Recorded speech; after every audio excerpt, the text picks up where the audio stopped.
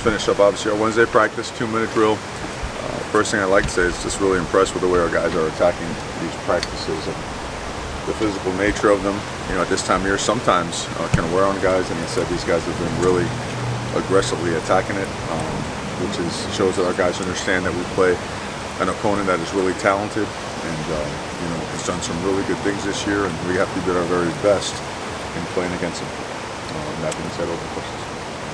Do you have to tell Blake in particular to just avoid kicking to this guy at all costs? You have to have a plan. You also have to have confidence in your players, so you have to incorporate everything possible to negate from having an explosive play, because they have changed the game and they show me close to threat every time the ball's kicked. What does Zaya bring that makes him kind of unique in the receiving game specifically? Because we talked about the catch and go and the ability on the screens, but what else does he bring? He's just a very polished route runner. You know, it's hard to tell what he is running. When you're a good receiver, makes everything look the same. You can't tell where to go, a stop, a hitch, a 9-stop, right? A dig, an outcut, and that's what he does. He can drop his hips. He gets in and out of breaks unbelievably well and smoothly. Tremendous balance and body control. The contested catch for him is he wins the majority of them. So he's a complete receiver, and he's a guy that also has the explosiveness to run right by it. Andy said this late in the season, you know, it's very much a grind, even just the day-to-day, in and out of practice, in and out of filling in. How do you as a coach kind of combat that late season grind and it starts to kind of pile up in I don't think it's a grind. I mean, what else would I be doing? I mean, a grind is getting in traffic, man, and having to fight that, or you get in line and get yourself a double cheeseburger and wait 30 minutes. I mean, this is the best stuff in the world. It's our guys have developed the DNA that we know that every single bit of this stuff is really, really important. And our regimen and blueprint is designed to help you get stronger as the season goes on. So it's excitement, you know, it really is. And I know that's my best way to, I just didn't understand it as a grind. The grind is good stuff, man. You gotta come join us in the morning. I love it. It's great. What's up, Charlie? Where's Brian Addis right now in his development? Oh, I think there's a chance for him now to get back in the mix. Oh, he's going to be an excellent player, and he's doing a lot of great stuff right now. Full confidence in him as a playmaker, in the running game as well, on special teams. Brian is a special athlete, and he's getting better and better and better. Count on him. You're going to be seeing a lot of Brian Addison around here. How do you guys, you talk a lot about acknowledging all of the outside noise. The last couple times the playoff committee has come out with their rankings, you know, you've been right there on ESPN almost immediately after. What is the thought process and trajectory of just getting yourself out there, getting Oregon as a program out there right on the heels when those rankings come out? You know, again, it's an honor to be, you know, placed in that conversation. And I think, you know, as much as sometimes people fear the noise that comes with that, I think the acknowledgement of the fact that a lot of teams are in that position, and us being one of them, because teams in front of us have faltered, whether it be to them listening to the noise or a tough game or maybe being caught off guard. So there's nothing but positivity to it, especially when you handle it the right way and you attack processes and practices like we did today.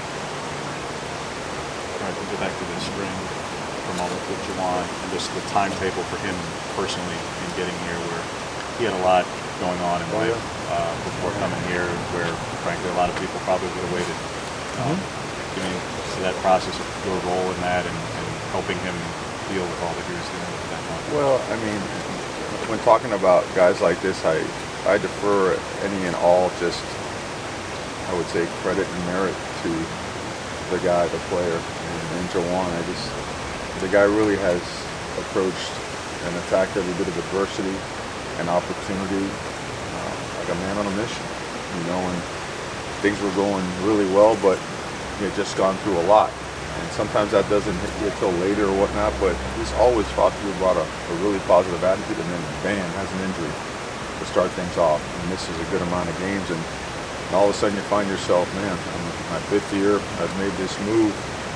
I think a lot of guys, quite frankly, may not have had the resiliency and the mental toughness to overcome. Not even 10% of that. Yet here we stand in week 11, and he's become one of the most dominant players in college football, and he's really become a huge part of what we do here, and not just the football part. I'm talking about the off the field stuff as well, as a leader, as a guy that people trust. So extremely happy for him. And I really believe this in watching him practice, that he's still getting better and better and better. He just throws himself into every rep he possibly can, and he's playing with a lot of confidence. Can you imagine, like, put yourself in their shoes, they're getting that call at a pro day of tragedy and driving home and dealing with all that in that kind of time, and then leaving to come here all inside of a week. Well, not many people could handle and manage all that, and he has, you know. So he's a guy of strong faith. He really loves his family. He loves his teammates, and he deserves all the credit in the world. Why do you think fans are leaving after a shout or a halftime? Like, what do you think about that?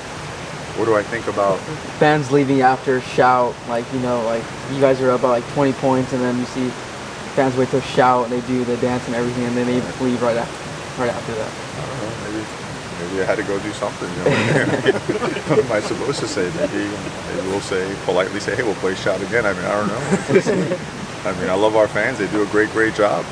If they had to go after, you know, hopefully they'll stay longer. But if they have to go, you gotta go. Be nice to the fans, man. We have the best fans in America. Yeah, no. I would like you to ask the question, what do you think about the most awesome fans in America that make a crazy amount of noise?